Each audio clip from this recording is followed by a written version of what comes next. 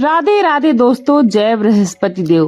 प्रिय भक्तजनों, आइए अब हम सुनते हैं बृहस्पतिवार व्रत की विधि एवं कथा।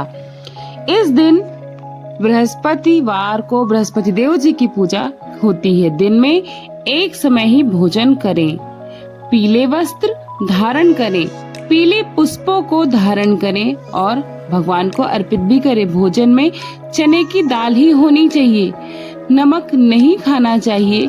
पीले रंग का फूल, चने की दाल और पीले कपड़े तथा पीले चंदन से पूजा करनी चाहिए।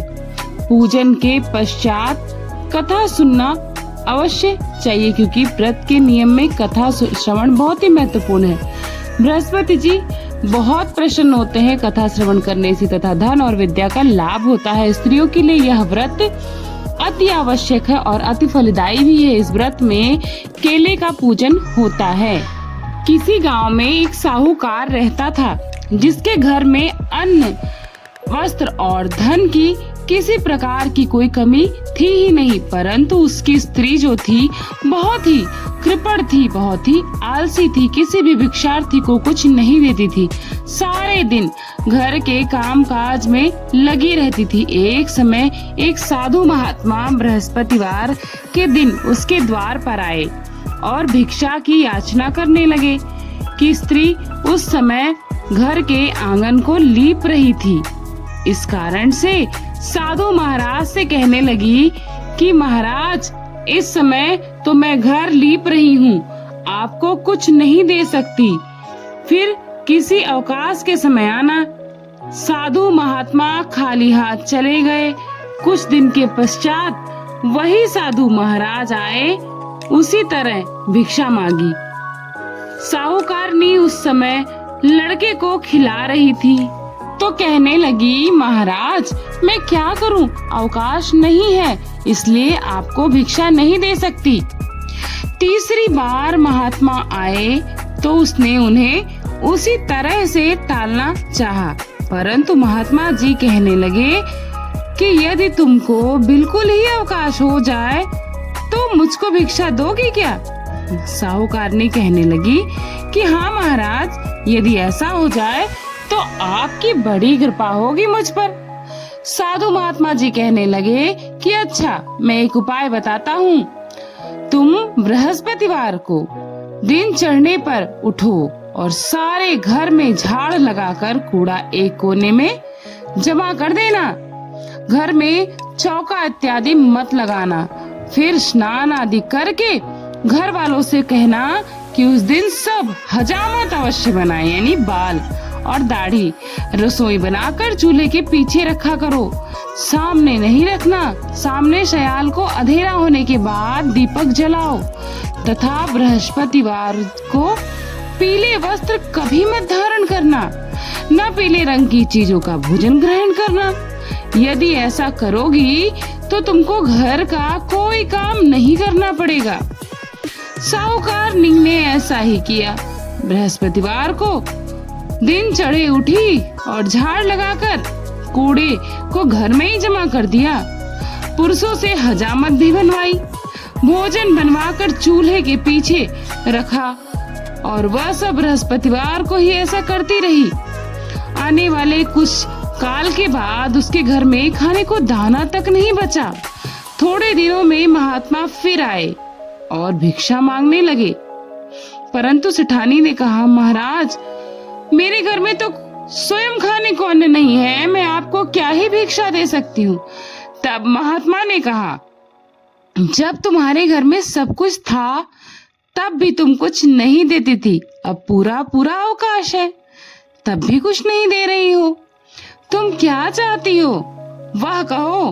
तब सेठानी ने हाथ जोड़कर प्रार्थना की, महाराज अब कोई ऐसा उपाय बता दीजिए जो कि मेरे पहले जैसे धन धान्य वाले दिन हो जाए। अब मैं प्रतिज्ञा करती हूँ और आपसे क्षमा याचना भी करती हूँ कि आप जैसा कहेंगे मैं वैसा ही करूँगी। तब महाराज ने कहा, बृहस्पतिवार को प्रातःकाल उठकर स्नान इत्यादि से निवृत्त हो जाना, उसके बाद अपने घर को गाय के गोबर से लीपना तथा घर के पुरुष हजामत ना बनवाए, इस चीज का ध्यान रखना। भूखों को अन्न जल देती रहना, ठीक सायंकाल दीपक जरूर जलाना, यदि ऐसा करोगी तो तुम्हारी सब मनोकामनाएं अवश्य भगवान बृहस्पति जी की कृपा से पूर्ण हो जाएंगे। सेठानी ने ऐसा ही किया और उसके बाद उसके घर में धन धान्य वैसा ही हो गया जैसा कि पहले था। इस प्रकार भगवान बृहस्पति जी की कृपा से अनेक प्रकार के सुख भोग कर आदिकाल तक वो जीवित रही और उसके बाद भगवान के लोक को गई। अब आपको दूसरी कथा सुनाती हूँ जो कि बहुत ही महत्वपूर्ण है। तो भक्तजनों, चलिए इस कथा का श्रवण करते हैं। बृहस्पतिवार की दूसरी कथा। एक दिन इंद्र बड़े अहंकार से अपने सिंहासन पर बैठे हुए थे और बहुत से देवता, ऋषि, गंधर्व, किन्नर आदि सभी सभा में उपस्थित थे। जिस समय बृहस्पति जी वहां पर आए तो सब के सब उनके सम्मान के लिए खड़े हो गए, परंतु इंद्र गर्व के मारे, अकड़ के मारे खड़े ही नहीं हुए, यद्यपि वह सदैव उनका आदर किया करते थे। बृहस्पति जी अपना अनादर समझते हुए वहां से उठकर चले गए। तब इंद्र को बड़ा ही शोक हुआ और पश्चाताप भी।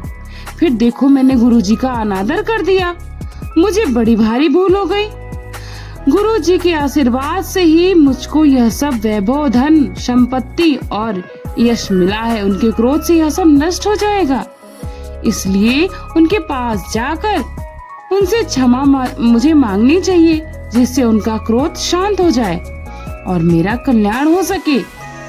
ऐसा विचार करके इंद्र उनके स्थान पर गए।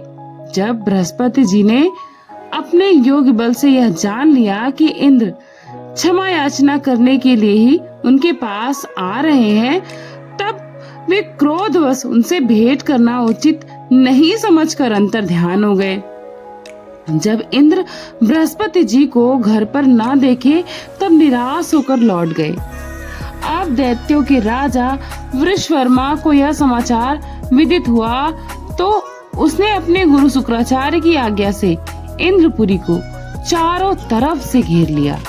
गुरु की कृपा ना होने के कारण देवता हार ने वह मार कर खाने लगा। तब उन्होंने ब्रह्मा जी को विनय पूर्वक सारा वृत्तांत कह सुनाया और कहा कि महाराज, दैत्यों से किसी प्रकार से हमें बचा लीजिए। तब ब्रह्मा जी कहने लगे, तुमने बड़ा अपराध किया है जो गुरुदेव को क्रोधित कर दिया। अब तुम्हारा कल्याण इसी में हो सकता है। त्वष्टा ब्राह्मण का पुत्र विश्वरूपा तथा तपस्वी और ज्ञानी है, उसे अपना पुरोहित बनाओ तो तुम्हारा कल्याण हो सकता है। यह वचन सुनते ही इंद्र त्वष्टा के पास गए और बड़े विनीत भाव से त्वष्टा जी से कहने लगे कि आप हमारे पुरोहित बन जाइए, जिससे हमारा कल्याण हो सकता है। तब त्वष्टा ने उत्तर दिया कि पुरोहित बनने से तपोबल घट जाता है, परंतु तुम बहुत ही विनती करते हो, इसलिए मेरा पुत्र विश्वरूपा पुरोहित बनकर तुम्हारी रक्षा करेगा। विश्वरूपा ने पिता की आज्ञा से पुरोहित बनना स्वीकार किया और बनकर ऐसा यत्न किया कि हर इच्छा से इंद्र वृषवर्मा को युद्ध में जीतकर अपने इंद्रासन पर स्थित हुआ। विश्वरूपा के 3 मुख थे। एक मुख से वे सोमपल्ली लता का रस निकाल पीते थे, दूसरे मुख से वे मदिरा पीते थे और तीसरे मुख से अन्न इत्यादि भोजन किया करते थे। इंद्र ने कुछ दिनों के उपरांत कहा कि मैं आपकी कृपा से यज्ञ करना चाहता हूँ। तब विश्वरूपा की आज्ञा के अनुसार यज्ञ प्रारंभ हो गया। तब एक दैत्य ने विश्वरूपा से कहा कि तुम्हारी माता दैत्य की कन्या है, इस कारण से हमारे कल्याण के निमित्त एक आहुति दैत्य के नाम पर भी दे दीजिए तो अति उत्तम होगा। विश्वरूपा उस दैत्य से को कहा मानकर आहुति देते समय दैत्य नाम भी धीरे धीरे से लेने लगे। इसी कारण ही यज्ञ करने से देवताओं का तेज नहीं बढ़ा। इंद्र ने यह वृतांत जानते ही क्रोधित होकर विश्वरूपा के 3 सर काट डाले। मद्यपान करने से, भंवरा सोमपल्ली पीने से, कबूतर और अन्न खाने के मुख से तीतर बन गया। विश्वरूपा के मरते ही इंद्र का स्वरूप ब्रह्म हत्या के प्रभाव से बदल गया। देवताओं के 1 वर्ष पश्चाताप करने पर भी ब्रह्म हत्या का वह पाप नहीं छूटा, तो सब देवताओं के प्रार्थना करने पर ब्रह्मा जी बृहस्पति जी के सहित वहां पर आए और ब्रह्म हत्या के 4 भाग किए। उनमें से 1 भाग पृथ्वी को दिया। इसी कारण कहीं कहीं धरती ऊंची नीची और बीज बोने के लायक भी नहीं होती। साथ ही ब्रह्म जी के यह वरदान भी दिया कि जहाँ पृथ्वी में गड्ढा होगा, कुछ समय पाकर स्वयं से वह भर भी जाएगा। दूसरा वृक्षों को दिया, जिसके कारण उनमें से दूध बनकर बहता है। इस कारण गूगल के अतिरिक्त सब गोंद अशुद्ध समझे जाते हैं। वृक्षों को यह वरदान दिया कि ऊपर से सूख जाने पर जड़ फिर यह फूट जाती है। तीसरा भाग स्त्रियों को दिया। इसी कारण स्त्रियां हर महीने रजस्वला होकर पहले दिन चंडालिनी, दूसरे दिन ब्रह्मघातिनी, तीसरे दिन धूबिन के समान रहकर चौथे दिन शुद्ध होती हैं और संतान प्राप्ति का उनको वरदान दिया। चौथा भाग जल को दिया, जिससे फेन और शिवाल आदि जल के ऊपर आ जाते हैं। जल को यह वरदान भी मिला कि जिस चीज में यह डाला जाएगा वह बोझ में बढ़ जाएगा।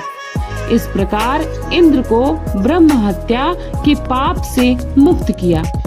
जो मनुष्य इस कथा को पढ़ते अथवा सुनते हैं, उसके सभी पाप बृहस्पतिवार यानी बृहस्पति देव महाराज की कृपा से अवश्य नष्ट हो जाते हैं। तो ये थी आज की कथा। आशा करती हूँ आप सभी को ये कथा बहुत पसंद आई होगी तो लाइक, सब्सक्राइब एंड शेयर जरूर करिएगा। मिलती हूँ नई कथा के साथ और नए अध्याय के साथ नए वीडियो में। तब तक अपना खूब सारा ख्याल रखिएगा। Thanks for watching Purnima Keshav blog. जय बृहस्पति देव की कमेंट बॉक्स में भगवान के चरणों में हाजिरी लगाना बिल्कुल भी मत भूलिएगा।